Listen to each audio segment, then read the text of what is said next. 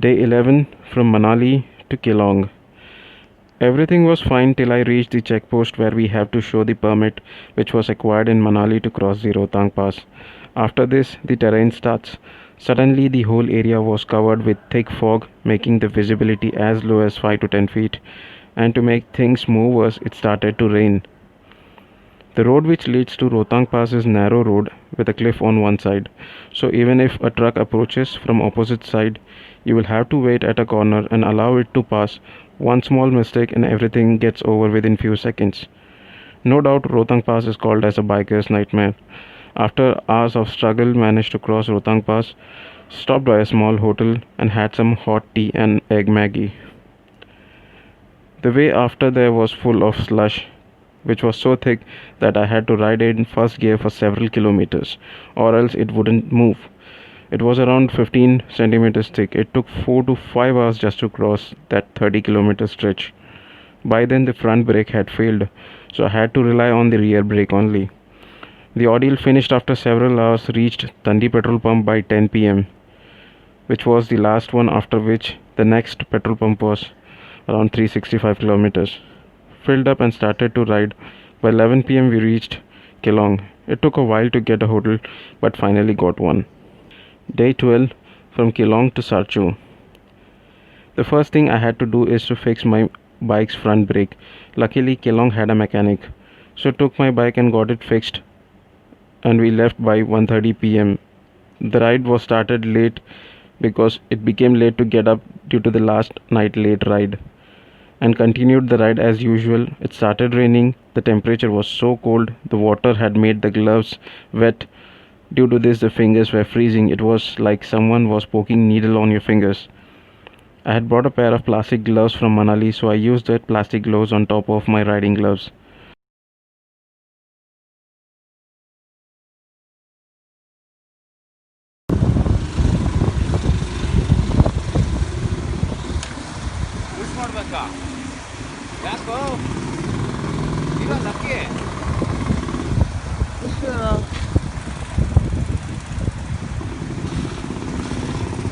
ಆ ಕಡೆಯಿಂದ ಬಾ down. I want that video. I'll give it to you, bro.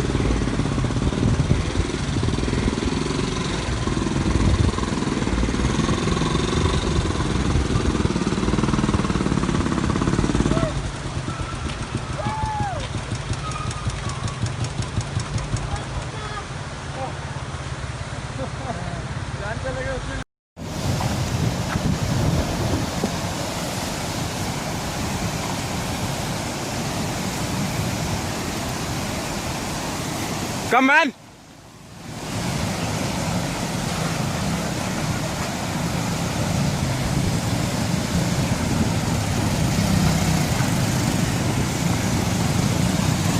Careful, careful! Careful!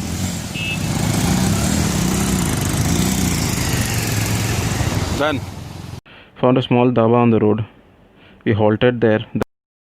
The guy who runs this was so good that he offered a stove and said, first you come to normal temperature, then you order something. After having some hot rajma chawal, continued to ride and reached Sarchu by 9 pm and took a tent and got some wood for bonfire with some old Hindi songs in the background, had a dinner and went to sleep after the tiresome day. Day 13 from Sarchu to Runse. Beautiful scenes were all around me. It was difficult to ride as there was a confusion whether to see the scenes or to concentrate on the ride. The landscapes were mesmerizing, those beauty had no words to describe. For these many days, the photos which I was seeing on Google were now visible in front of me. After some time, came across Gata Loops, which is a 21 hairpin bend. One of the rider whom I met on the way, his bike broke down and it took a while to repair it.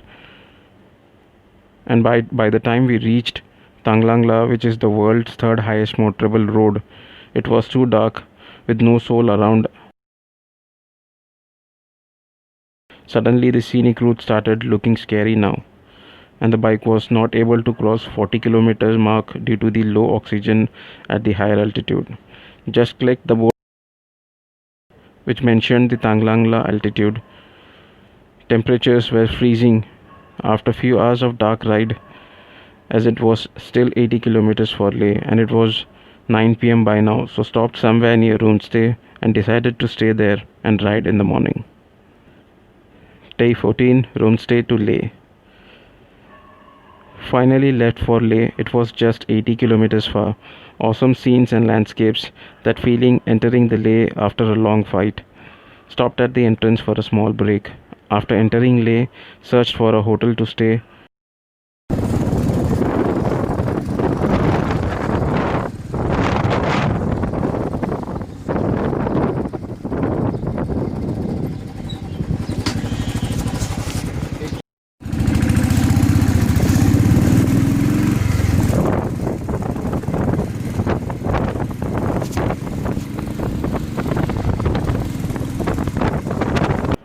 And meanwhile stopped at a hotel for lunch, had lunch.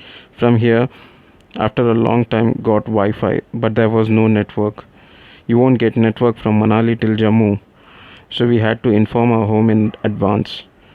Checked into a decent hotel and by evening went to explore the Leh market. Day 15. This was totally spent inside the hotel room as I got a sprain on my back and was not able to move from the bed. Luckily, the riders whom I met on the way helped me.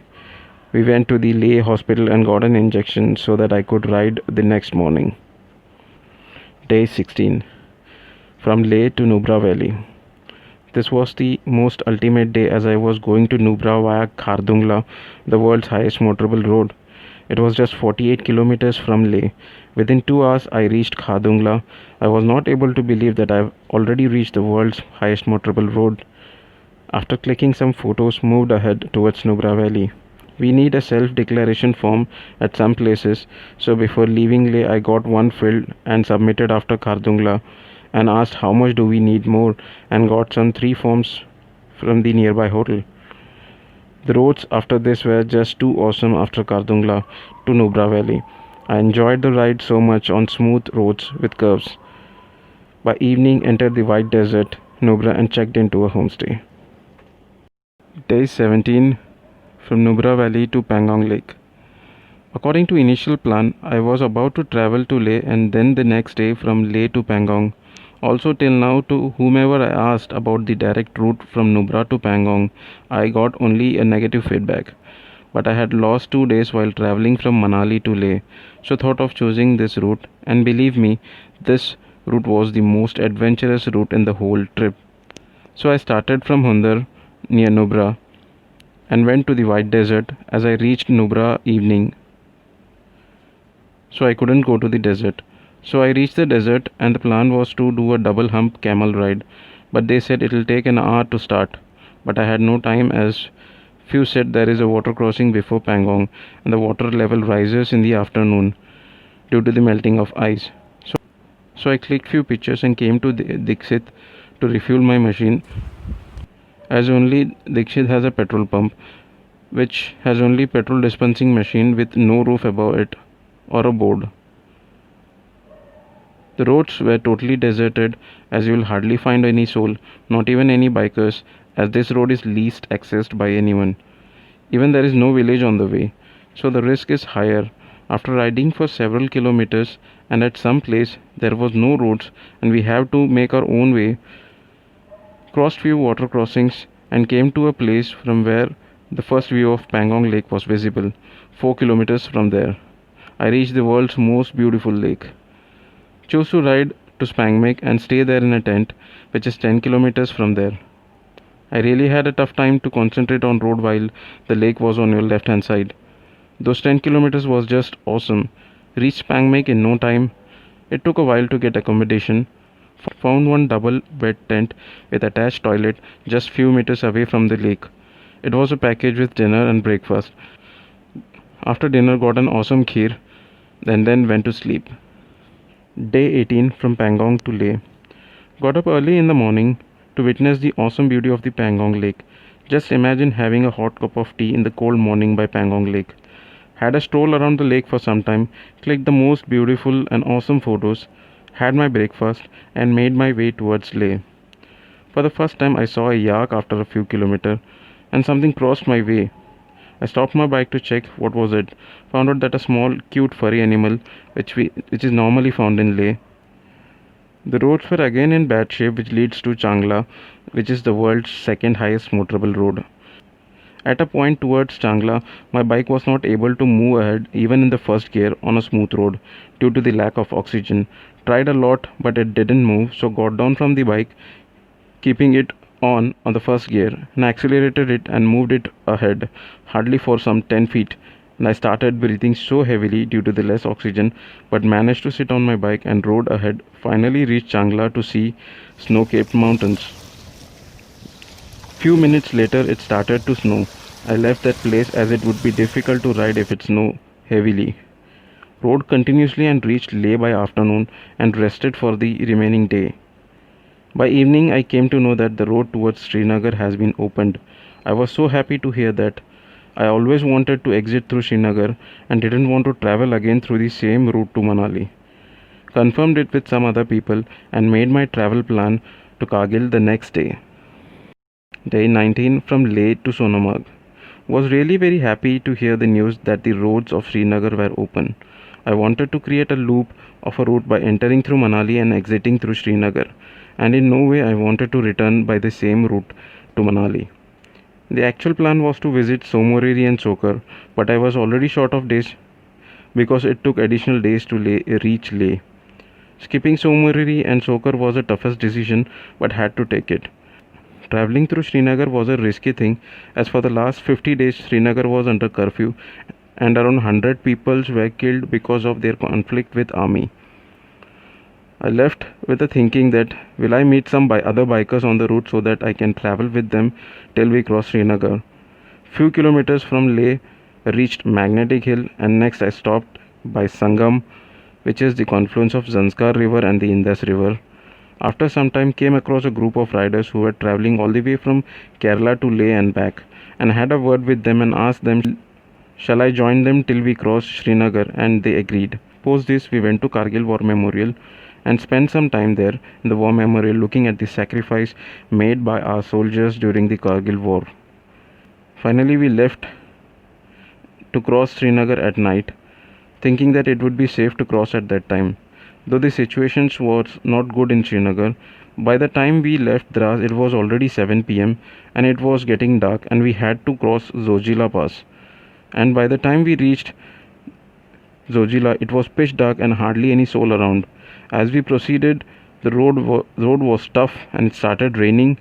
We were driving on no roads and due to rain it was covered with slush and under darkness for several kilometers. By 11 p.m. we reached Sonamarg after crossing Zojila in pitch dark. The army stopped us and they said they will allow us only by 5 a.m. So we had a dinner for which we got only dal and rice. After requesting he made some omelets. Then found some accommodation nearby the checkpost and decided to ride early in the morning. Day 20 from Sonamarg to Pathankot. For the first time in the whole trip, I got up by 5 a.m. as the caretaker of the room where we were staying came knocking and said the checkpost had been opened. So we were on our bikes by 5:45 a.m. The fear was still there in my heart as anything could happen because around 100 people were killed in the last 50 days. After a few hours of ride, we saw army around every 100 to 200 meters. I had already filled up my tank yesterday itself, but the remaining of them wanted fuel, so we found a person selling a petrol in black so they filled 2 liters each in their bikes. We continued further, found a petrol pump, and filled our tanks, then stopped at a half open tea stall and had some tea and rusk. This was our breakfast after riding for 4 hours since morning. We were moving on a highway and wrongly entered a way which we shouldn't. There was a situation when a mob of around 20-25 people gathered around us and the fear inside me grew stronger. But an old man among the mob told the guy who took our keys to let us go and advised the guys not to harm anyone. After a few hours, we reached the 2.5-kilometer long Java tunnel, which is the passage between Jammu and Kashmir. Felt a little relieved after crossing the tunnel. The next big hurdle was to cross Jammu. Even these roads were around high mountains, and we would have crossed at least 1,000 trucks. Due to the truck movement, the dust particles were suspended in the air, which resembled a thick fog, which had low visibility. The temperature has turned very hot. Curvious road, truck, dust, etc. All this made the ride difficult. Our face was covered with mud, and we continued to Pathankot. It became dark before we could cross the Punjab border. We reached ahead and found a hotel and rested for the day as it was 10 p.m. and today was the most hectic day of the ride.